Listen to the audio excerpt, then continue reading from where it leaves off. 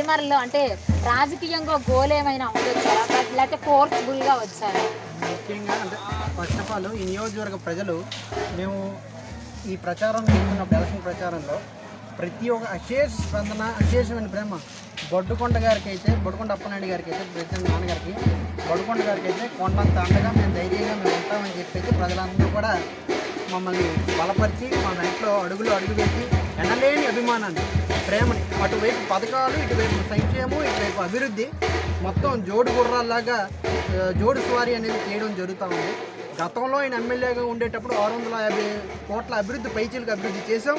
ఇప్పుడు దాదాపుగా 400 కోట్ల పైచీలకు అభివృద్ధి అయితే చేసాము.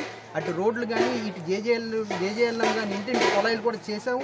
దాని తర్వాత పంచాయతీలు ఉన్న ఓవర్సీ ట్యాంక్ కానీ దాని తర్వాత కొన్ని అన్ని విలేజెస్ ఎక్కడెక్కడ ఏదైతే యూజ్ ఉన్నో పంచాయతీ సంబంధించిన అన్ని కూడా సచివాలయాలు పొలంలో 20 లక్షలు వచ్చి సచివాలయంలో చేసాం. ఇప్పుడు అన్నిటికంటే ఒప్ప చూసుకుంటే ఈ గ్రామంలో దాదాపు 3 కోట్ల అభివృద్ధి చేశాం. ఏంటి సచివాలయాలు రైతు భరోసా కాక అంటే బిల్డింగ్లు కాక. కాబట్టి అనేక రకాలుగా కూడా ప్రతి పంచాయతీకి ఎక్కడికి వెళ్ళినా సరే బొడ్డుకొండ అప్పనాయుడు గారి మార్క్ అనేది ఉంటుంది.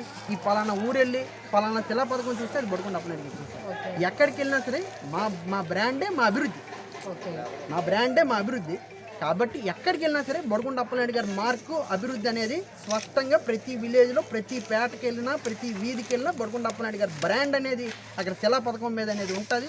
మా డెవలప్మెంటే మా పెట్టుబడి, మా డెవలప్మెంటే మా విజయం అనేది కూడా చెప్తూ దాంతోపాటు జగనన్న సంక్షేమం మరింత మెజార్టీని మరింత గంప గుర్తుగా రేపైతే రాబోతూ ఉందనేది మేము దాన్ని ఆశిస్తూ అదేవిధంగా రేపు రాబోతుంది ఎంప్లాయ్మెంట్ ప్రధానంగా కొంత ఎంప్లాయ్మెంట్ సమస్య అనేది వాస్తవం. కానీ ఎయిర్పోర్ట్ అనేది రాబోతుంది. ఇందాక మళ్ళీ ఇంకోటి ఏంటంటే ఇప్పుడు సీ కారిడార్లు కానీ లేకపోతే 2 టైర్ సిటీ రేపు అవ్వబోతా ఉంది. కాబట్టి అవకాశాలు అనేవి రేపు రాబోతుంది. ఇప్పుడు ఇండస్ట్రియల్ కారిడార్ ఉంది, దానికి కూడా రేపు ఉద్యోగ అవకాశాలు ఇంకా ఇంకో కొత్త కంపెనీస్ రాబోతూ ఉంది. కాబట్టి కంపల్సరీ అవి కూడా రెట్టిఫై చేస్తున్నాం.